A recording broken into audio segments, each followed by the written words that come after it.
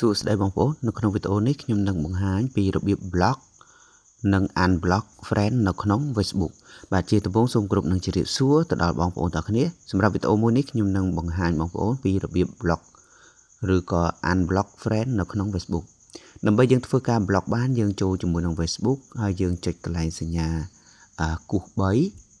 ហើយបន្ទាប់មកទៀតយើង scroll មកក្រោមយើងចុចទៅលើពាក្យថា setting and privacy បន្ទាប់មកយើងធ្វើការចុចទៅលើពាក្យថា setting បាទរួចយើងធ្វើការ scroll មកក្រោមបន្តិចត្រង់ចំណុចពាក្យថា blocking បាទនេះត្រង់ចំណុចខាងលើហ្នឹងគេដាក់ថា blocking អញ្ចឹងយើងចុចទៅលើហ្នឹងមកហើយឈ្មោះនេះគឺជាឈ្មោះដែលខ្ញុំបានធ្វើការ block អញ្ចឹងបើសិនជាបងប្អូនអត់ពេញចិត្តនរណាម្នាក់អាចធ្វើការ block បានហើយបើសិនជាយើងចង់បន្ថែម block យើងចុចពាក្យថា add to block បន្ទាប់មកទៀតយើងធ្វើការវាយឈ្មោះមិត្តភ័ក្តិរបស់យើងឬក៏នរណាម្នាក់ដែលយើងចង់ block ណាបន្ទាប់ពីយើងធ្វើការវាយ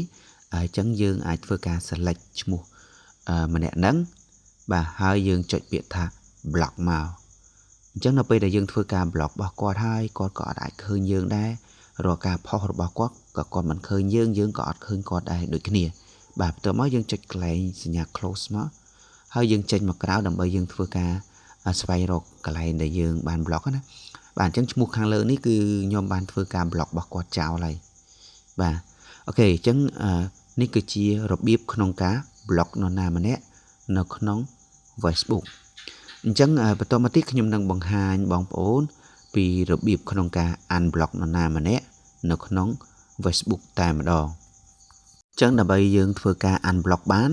ជាដំបូងយើងចូលកន្លែងទម្រង់ Facebook បែបនេះមកហើយយើងចុចកន្លែងសញ្ញាត្រេ3ដូចពីមុនអញ្ចឹងត្រង់ចំណុចខាងក្រោមគឺយើងធ្វើការជ្រើសរើស setting and privacy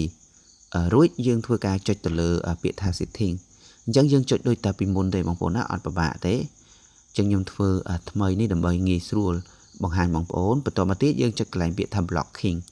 អញ្ចឹងវានឹងចេញទម្រង់ដែលយើងទៅតែនឹង block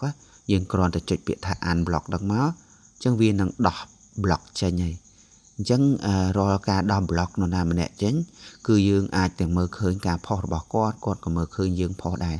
អូខេអញ្ចឹងវីដេអូក្នុងការចែករំលែកពីវិធីសាស្ត្រក្នុងការ unblock និង block គឺមានត្រឹមតែប៉ុណ្្នឹងទេអរគុណ